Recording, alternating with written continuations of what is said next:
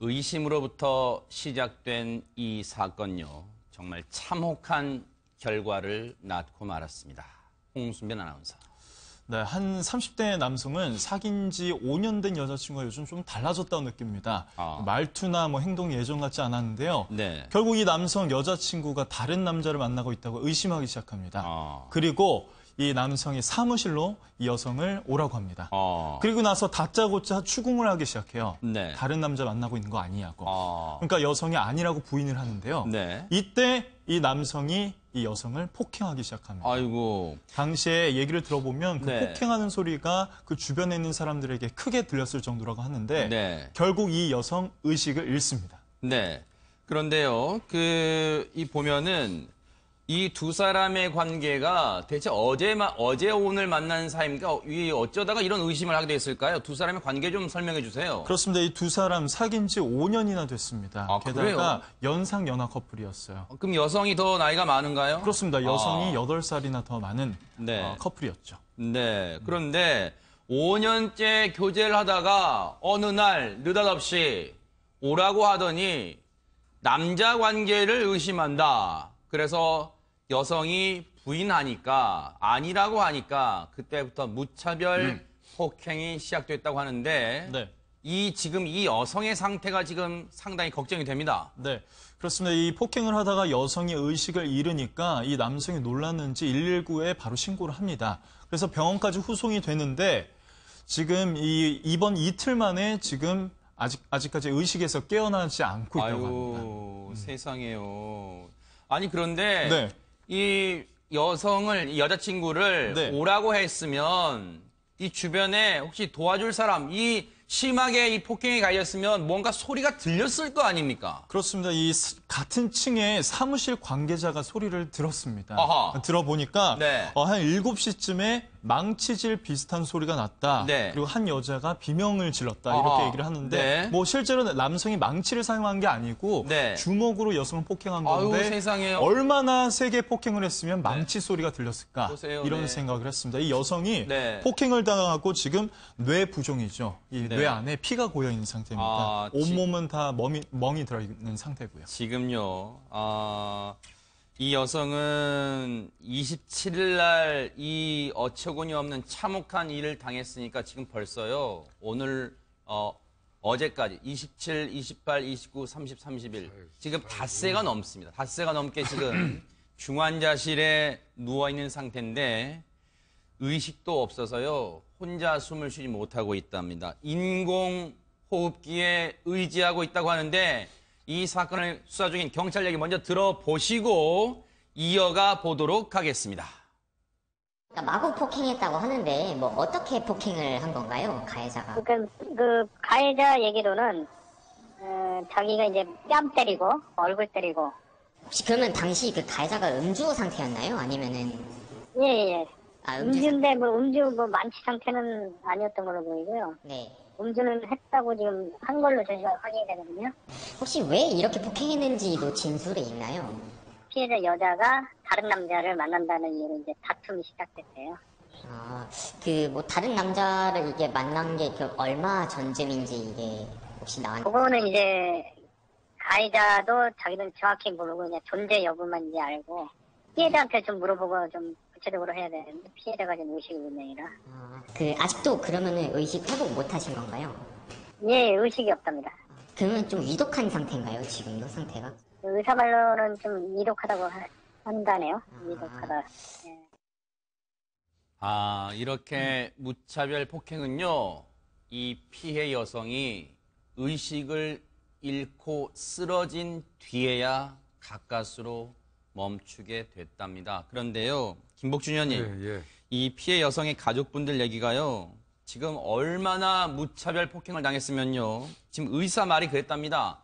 뇌 부종, 안에 피가 고여 있답니다. 온몸이 다 멍이랍니다. 머리, 얼굴부터 가슴, 발끝, 손 모두 멍들어 있었답니다. 이거 어떻게 봐야 돼요? 이게 데이트 폭력입니까? 뭡니까 이게? 예, 데이트 폭력은 맞죠.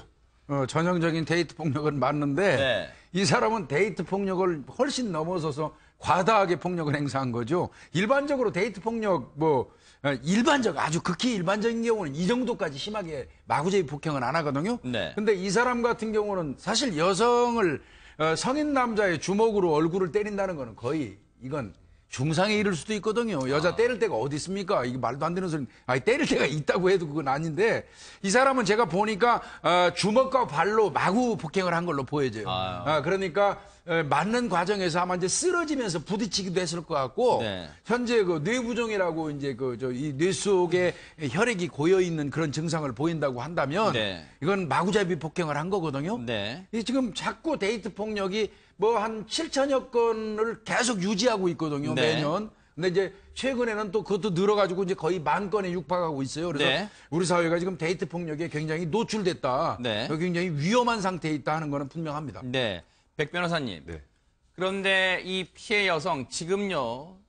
이 병원에 입원한 지 이틀 만에 지금 뇌사 판정을 받았습니다. 지금 의식이 없기 때문에 이 피해자 조사를 할 수도 없고 진술을 할 수도 없어요. 지금 오롯이 지금 가해 남성의 얘기만 지금 들을 수밖에 없는데 이게 모든 게 진실일까요? 지금 여성이 다른 남성을 만났다. 이걸 어떻게 봐야 됩니까? 그러니까 지금 일단은 외부 자극에 반응하지 않고 자발호흡이 불가능하면 이제 뇌사 결정을 할 수 있거든요. 아하. 근데 아까 인공호흡기에 의존하고 있다라고 네. 자가호흡이 불가능하다는 얘기가 나왔는데 말씀하셨던 것처럼 지금 현재 이 사안의 구성은 이 지금 피의자죠. 피의자인 남자친구의 진술에 의존할 수밖에 없는 상황인데 그 주변 지금 현재 이 피해 여성분의 주변이나 이런 부분 좀 탐문해 볼 필요는 있는 것 같고요. 아하. 이 남자친구의 진술 자체가 실제 남자가 있었는지 여부보다 의심을 하게 돼서 이제 폭행이 시작됐다는 네네. 거잖아요. 그 의심할 수 있는 정황이 있는지, 그러니까 이제 폭행의 동기를 한번 살펴볼 필요가 있고요. 네. 그리고 지금 이제 사실 데이트 폭력과 관련해서 지금 계속 말씀하셨던 것처럼 여자를 좀 개인 소유물로 보고 이렇게 폭행을 하는 경우가 굉장히 많고요. 네. 그리고 생각보다 처벌이 중하지 않은 이유가 네. 여성분들이 그래도 자기 남자친구니까 경찰에 가서 처벌을 원하지 않는 경우가 네. 굉장히 많아요. 근데 네. 이번 사안 같은 경우에는 그러니까 남자와 여자의 힘의 불균형을 고려할 때는 아하. 이렇게 극단적인 정도의 상황이 도출이 되면 네. 좀 처벌 자체가 좀 상향 조정될 필요는 분명히 있을 것 같아요. 네. 그러니까 지금 상황에서 그러니까 정말 여성분이 다행히 깨어난다면 네. 그럼 이제 중상해죄 정도가 될 텐데 그리고 만약에 사망 결과 이러면 이런 경우에는 보통 이제 상해치사죄로 많이 본단 말이에요. 네. 신고를 했잖아요, 남자친구가 본인이. 네. 그 신고를 하면 보통 저기 미필적으로는 살인죄 인정을 잘 안 합니다. 하하. 네, 그래서 일단 상해치사 정도 만약에 사망의 네. 결과가 나온다면 그렇게 되더라도 생각보다 형이 그렇게 높지 않다라는 거 그런 부분을 좀 고려할 필요가 있을 것 같습니다. 네. 그런데요, 최 교수님. 네. 뉴스파이터에서 언제쯤 이런 얘기를 좀 안전하는 때가 올까 그런 생각 많이 하는데 또 저희가 전해드릴 수밖에 없는 그런 지금 네. 경우가 됐는데 얼마 전에도 여러분 기억하실 거예요. 서울 신당동에서 정말 여자친구를 무차별 폭행해가지고 정말 중태에 빠뜨린 경우가 있었잖아요. 그러니까 그게 불과 2주 전입니다. 아하. 보름도 안 된 상간에 이런 일이 또 벌어진 거예요. 네. 그래서 저는 아까 말씀하실 때 데이트 폭력이라는 게 어디 있어요, 세상에. 네. 데이트하고 폭력은 안 맞는 말이에요. 그러네요. 그러니까 이건 저는 아주 낭만적인 이름을 붙여놔서 네. 자꾸 이제 시청자들이 착각할 수 있고요. 이것은 연빙면폭입니다. 뭘까요? 네, 연애를 빙자한 면식범에 의한 무차별 폭행이잖아요. 그러네요.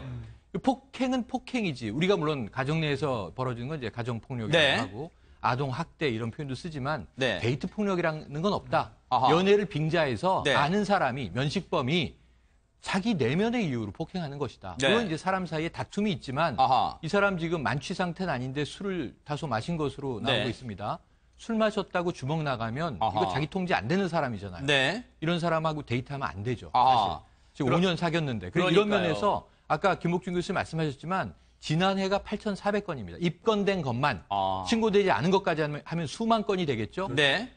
1년에 평균적으로 봤을 때 2011년부터 2015년 통계를 보면 네. 5년 동안 233명이 네. 데이트 폭력이라는 미명하에 사망을 했어요. 아유. 이거는 굉장히 높은 수치입니다. 그럼 한 해마다 한 해마다 50명 가까이 되네요. 예, 해마다 10명 가까이 된다는 얘기예요. 그 이거 지금 어떻게 처벌의 수위를 높이던가 네. 아니면은 뭐 우리가 좀 연애에 대한 네. 사회의 어떤 패턴을 바꾸던가 하지 아하. 않으면 네. 이러한 폭력 사망자만 46명이면 네. 다치는 사람들을 얼마나 많겠으며 그러니까요. 이 트라우마가 남아서 인생에 큰 정말 정신적인 상처를 받는 분, 네. 이 주변에 또 돌아간 분의 유가족이나 또 이제 이 다친 네. 사람의 가족 생각하면 이건 사회적으로 심각한 문제입니다. 2011년부터 2015년까지 5년 동안 연인에 의해서 목숨을 잃은 사람이 233명, 한 해 평균 46명 꼴이랍니다. 그런데 이건 김복준 의원님, 네.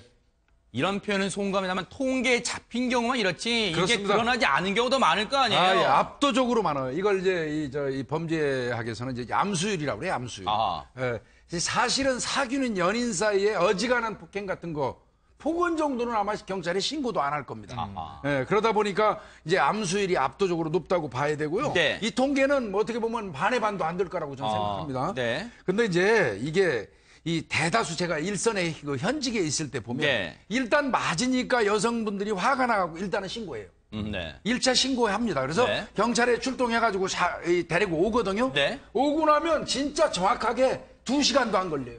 없는 걸로 해달라고 오히려 피해를 당한 여성이 사정을 해요, 그냥. 왜 그럴까요? 네, 그러니까 결국은 이제 그 당시에 맞았을 때는 화가 나가지고 신고해놓고 네. 막상 자기 애인이 이제 경찰에 잡혀오면 네. 한 2시간 정도 미안하다고 싹싹 빌고 이제 뭐 이러다 보니까 네. 마음이 이제 바뀌어가지고 아이고. 없는 걸로 해달라고 사정을 하는 경우가 있거든요. 네. 근데 네. 제가 분명히 말씀드리면 애초부터 자기 연인을 네. 주먹질하고 때리는 사람이라면 그 사람 안 만나는 게 맞습니다. 아, 네. 이미 그 사람은 폭력성이 존재하고 있는 사람이고요. 네. 그래서 이제 그런 건 좀 생각해보고 네. 여성분들이 꼭 생각해야 될 게 있어요. 네. 여성분들이 이렇게 생각하더라고요.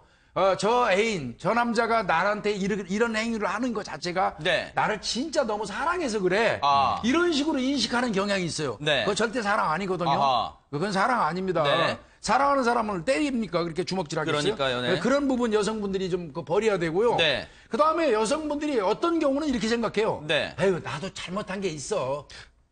나도 잘못한 게 좀 있으니까 저 오빠가 그러는 거야. 아, 그럴까요? 네. 이런 식으로 생각하는 분들도 없지 네. 않아 있어요. 네. 근데 이후 여하를 막론하고요. 이번 사건도 그렇습니다. 서로 저 여성이 다른 남자를 만났다 손치더라도 때릴 권한 없어요. 네. 그렇기 때문에 여성분들도 그런 마음가짐 싹 바꾸셔야 돼요. 네. 이상하면 바로 신고하고 네. 아주 엄정하게 처벌하도록 해줘야 됩니다. 그런데 백 변호사님, 네. 앞서 김복준 의원님 말씀 중에 이런 손찌가 많은 사람을 이제 안 만나면 된다라고 말씀하셨는데 앞서 신당동 이 사건은요, 이 여성이 남성에게 이제 그만 만나자 하니까 그 말에 격분해서 이 참혹한 사건이 벌어졌어요. 이런 데이트 폭력 종합적 대책, 근본 대책 없습니까? 사실 우리나라에 가정폭력 특례법이 있어요. 네. 그러니까 가정 내 폭행 사건은 경찰관이 딱 출동을 해서 이거는 격리 조치하는 게 맞겠다면 격리 조치를 합니다. 임시 조치를 취할 수도 있고 네. 접근 금지 청구도 할 수 있고요. 그다음에 피해자 진술 보호권도 다 이 법 규정 안에 있는데 데이트 폭력이라는 거는 따로 법 규정이 없어요. 그러니까 이런 임시 조치 같은 것도 불가능하단 말이에요. 아하. 그래서 또 영국 같은 경우에 이 데이트 폭력과 관련해서 문제가 커지니까 클레어법이라고 해서 그게 뭐예요? 남자친구의 전과를 조회하는 거예요. 전과를 조회해 볼 수 있어요? 폭행 전과를 조회해 볼 수 있는. 아하. 그러니까 지금 우리나라에서는 그건 안 됩니다. 근데 네. 이제 그런 류의 법안까지 만들어서 이제 외국에서 이제 그런 부분에 대응을 하고 있는데 네. 데이트 폭력이 지금 조금 전에 말씀하셨던 것처럼 1년 평균 46명이 데이트 폭력으로 사망하면 실제 살인 사건 중에 어마어마한 수치예요. 그러네요. 데이트 폭력 수치가. 그러니까 어떤 방식으로든지 이 부분에 대해서 법규의 개정이 필요하다라고 해서 지금 사실 국회에서 계속 얘기가 오가긴 했었는데 아직 다 계류 중이기만 합니다. 네. 그래서 지금 정부에서도 이게 도가 좀 지나치니까 뭐 스토킹이나 이제 뭐 몰래카메라 범죄나 이런 데이트 폭력 같은 걸 근절하기 위해서 종합적인 대책을 마련한다고 하는데 네. 그 대책을 마련한다고 한 건 제가 몇 년 전부터 들어본 것 같거든요. 아하. 이제 정말 이런 사건이 터지면 부랴부랴 모여서 회의 한번 하고 끝내지 네. 마시고 정말 국민들이 피부로 느낄 수 있을 그러니까요. 만한 종합적인 대책. 그러니까 아까 말씀드렸던 가정폭력 특례법과 유사한 법규를 하나 만든다거나 네. 그리고 지금 우리가 스토킹과 관련해서도 경범죄처벌법에서 10만 원 과태료잖아요. 그 협박이나 폭행 이렇게 네. 전 단계면. 네. 근데 그게 느끼기에는 여성분들은 그 이상의 공포심을 많이 느낀단 그렇죠. 말이에요. 그러면 그와 관련된 근절할 수 있는 법안도 만들어야죠. 그거 네. 다 만든다고 했어요, 얼마 전부터. 아, 네. 근데 아직까지도 안 만드네요. 이제는 좀 종합적인 대책 그칠 게 아니라 네. 입법화까지 좀 거쳤으면 하는 바람이 듭니다. 그러니까요. 19대 국회 때도요, 데이트 폭력을 근절하기 위해서 법안이 발의가 됐습니다만, 흐지부지 19대 국회가 끝나면서 그냥 자동적으로 폐기가 됐습니다. 의원들 간에도 이 문제에 대해서 사안의 심각성을 너무 안이하게 보는 거 아니냐, 이런 지적이 나왔는데, 20대 국회에서는요, 꼭 발의가 될 수 있었으면 하는 기대를 해보겠습니다.